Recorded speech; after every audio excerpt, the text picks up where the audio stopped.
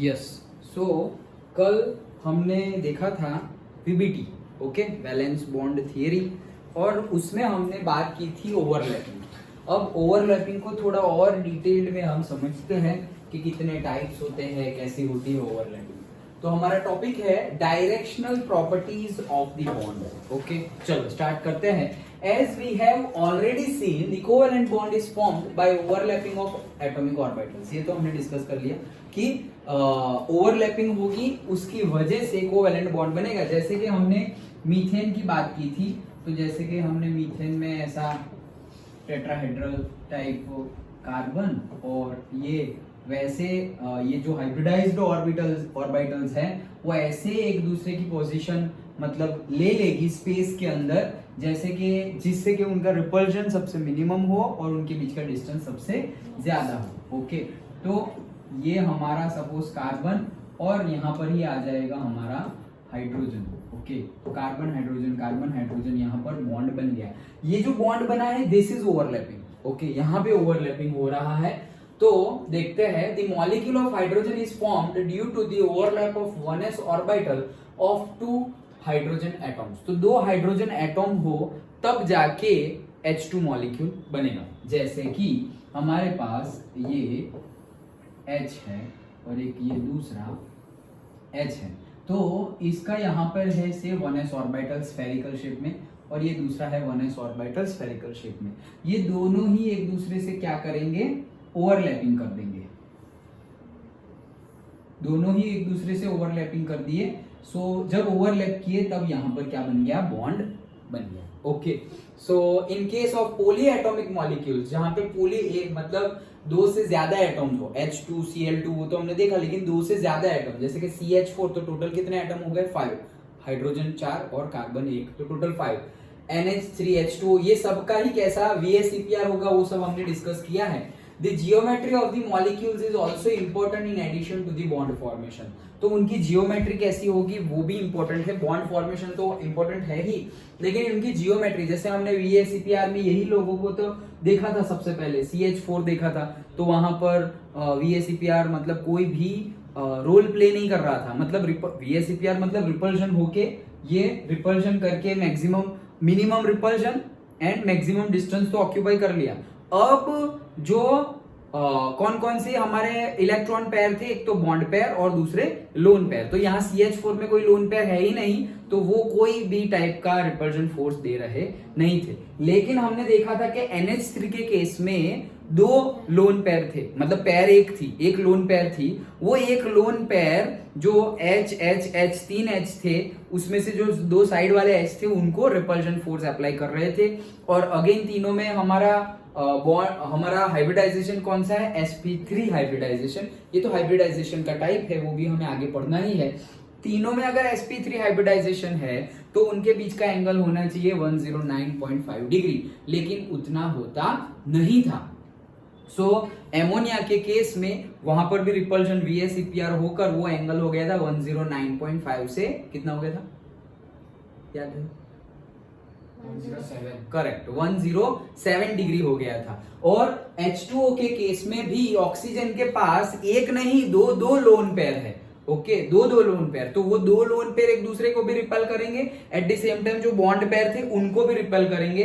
तो वो 109.5 होना चाहिए, उसके बदले कितना हो गया था, 104.5, करेक्ट, 104.5 डिग्री हो गया था H2O में। ओके, तो जियोमेट्री भी इंपॉर्टेंट है। It's not only about covalent bonding. Covalent bonding तो तीनों में कोवेलेंट बॉन्डिंग ही है, आयनिक बॉन्ड तो है नहीं, लेकिन उनकी जियोमेट्री कैसे बनता था, सब में अलग अलग शेप आता था ना। H2O में बैंड एंगल आता था, फिर एमोनिया में थोड़ा इरेगुलर, ये हमारा पैरेललोग्राम है, तो वहां पर कैसा आता था, जैसे ये H नीचे H और ये, तो यहाँ इलेक्ट्रॉन होंगे तो ऐसे आता था, याद है, ऐसा शेप आता था 2D में। ओके, 2D की बात कर रहा हूँ।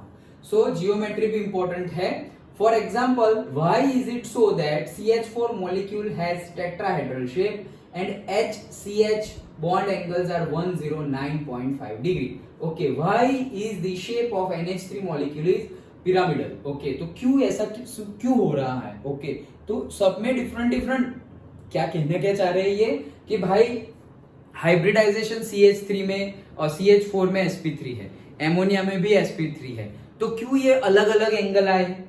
ऐसे ही यहां पर भी ऐसे ही हो जाता तो कि भाई नाइट्रोजन और हाइड्रोजन के बीच में कितना एंगल हो जाए, 109.5 डिग्री हो जाए। ओके, क्यों ऐसा नहीं हुआ?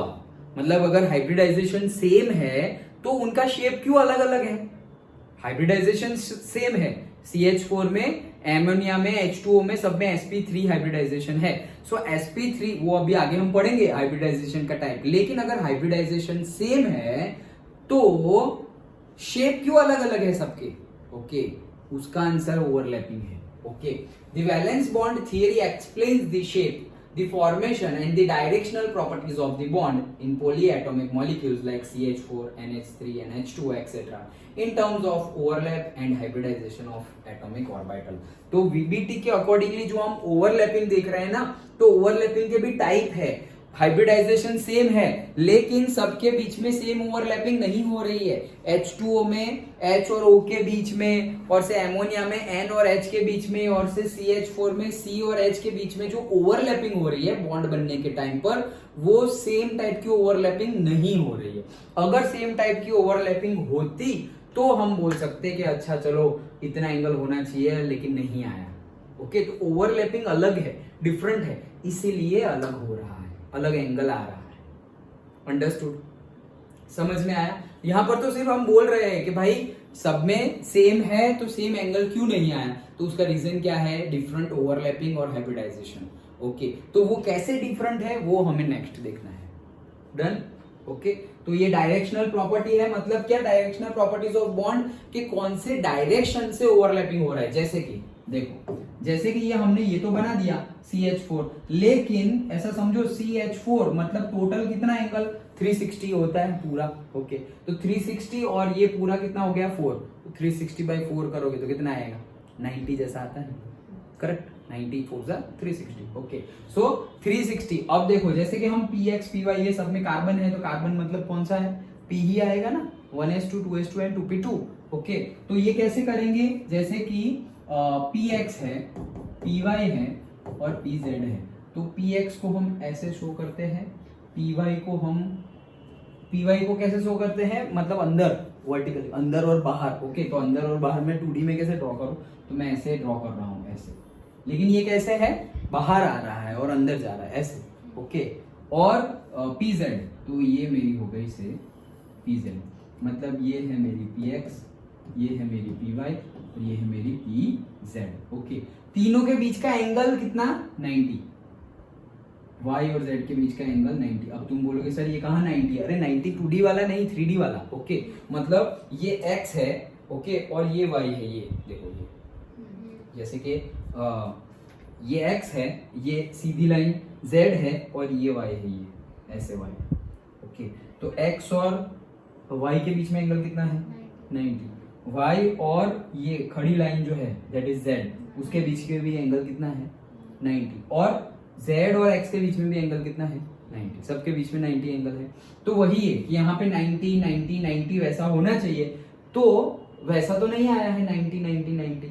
ओके, और होगा तो कैसे होगा? जैसे हम बोलते हैं ना कि PX का ओवरलैपिंग हुआ, तो ये PX है, तो ये PX पे ऐसे होगा। अगर PY का ओवरलैपिंग हो रहा है तो PY ऐसे होगा, और PZ का हो रहा है तो ऐसे होगा। डन? ओके, सो वैसे ओवरलैपिंग होगा, वो हम देखेंगे अभी। ओके, सो डायरेक्शनल प्रॉपर्टी, कौन सी डायरेक्शन से ओवरलैपिंग हो रहा है? हम तो बोल देंगे कि भाई sp3 तो मतलब एक S और 3p, तो 3p कौन सी डायरेक्शन वाली? ओके, मतलब उसमें जो पर्टिकुलर, वही हमें देखना है कि ये जो px है py है, वहां पर जो हमारा साई फंक्शन हमने चैप्टर 2 में देखा था। ओके, फंक्शन साई, जहां पे इलेक्ट्रॉन मिलने की प्रोबेबिलिटी सबसे ज्यादा है, श्रोडिंजर इक्वेशन से जो हमें मिला था फंक्शन साई।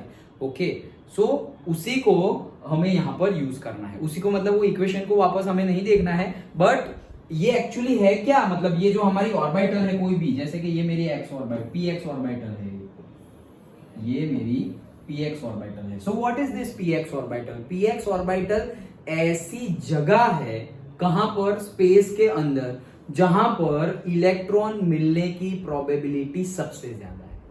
ओके मतलब ऐसे हमारे हम ऐसे नहीं ड्रॉ करते, ये 1 2 3 4 ये सवारी हमारी क्या है n। अब ये सपोज ये n है, यहाँ पर ऐसे p है सपोज, ये एक पॉइंट ले लिया, ये n ऑर्बिट पे एक पॉइंट है, वो पॉइंट पे x डायरेक्शन में होगा तो ऐसे, y डायरेक्शन में होगा तो ऐसे, और z डायरेक्शन में होगा तो ऐसे वर्टिकल वो पॉइंट पर। अब ये कैसे डिफाइन करेंगे, तो यहाँ पर ऐसे समझो कि यहाँ पर कभी यहाँ पे इलेक्ट्रॉन मिलता है, कभी यहाँ पर इलेक्ट्रॉन मिलता है, तो ये जहां जहां इलेक्ट्रॉन मिलते हैं ना उसको एक पर्टिकुलर शेप दे दिया है ऐसे, यहाँ पर भी ऐसे इलेक्ट्रॉन मिलते हैं सारे, अगर यहाँ इलेक्ट्रॉन मिलता है ना तो ऐसे शेप दे देते, लेकिन वहां नहीं मिल रहा है। ओके सो सारे ही इलेक्ट्रॉन यहाँ यहाँ यहाँ यहाँ मिल रहे हैं, तो उसको ऐसे एक शेप दे दिया, और ये शेप बना ऐसे px का डम्बल शेप। डन। तो ये शेप भी कैसे है, स्फेरिकल शेप, मतलब s ऑर्बिटल हो तो वहां पे ऐसे ऐसे ऐसे ऐसे ऐसे ऐसे ऐसे ऐसे सारे इलेक्ट्रॉन कभी यहाँ यहाँ यहाँ यहाँ यहाँ ऐसे ही मिलते हैं, तो उसको बोलते हैं स्फेरिकल शेप। अगर ऐसा मिलता, ऐसे क्यूबिकल मिलता, ओके तो यहाँ यहाँ यहाँ यहाँ सब जगह इलेक्ट्रॉन मिलने के चांसेस है, तो हम बोल देते कि भाई क्यूबिकल होता, लेकिन ऐसा है नहीं। ओके तो जहां इलेक्ट्रॉन मिलने के चांसेस है that is the Schrodinger function sine, और उसको हमने ऐसे शेप दिया हुआ है। सो डायरेक्शन इज इंपॉर्टेंट, वही हम आगे अभी देखने वाले हैं। इसमें समझ में आ गया, छोटा सा ही टॉपिक था। ओके क्या क्यों ये अलग हो रहा है, CH4 हो, एमोनिया हो, H2 हो, सब में सेम एंगल क्यों नहीं आ रहा, सब में क्यों अलग अलग एंगल आ रहा है, सब में VACPR नहीं लग रहा है, सब में अलग अलग लेवल का रिपल्जन फोर्स लग रहा है, एंड हाइब्रिडाइजेशन एंड ओवरलैपिंग भी डिफरेंट है। इस वजह से सब कुछ सेम नहीं है, सबका शेप सेम नहीं है। डन। ओके चलो आगे बढ़ते हैं।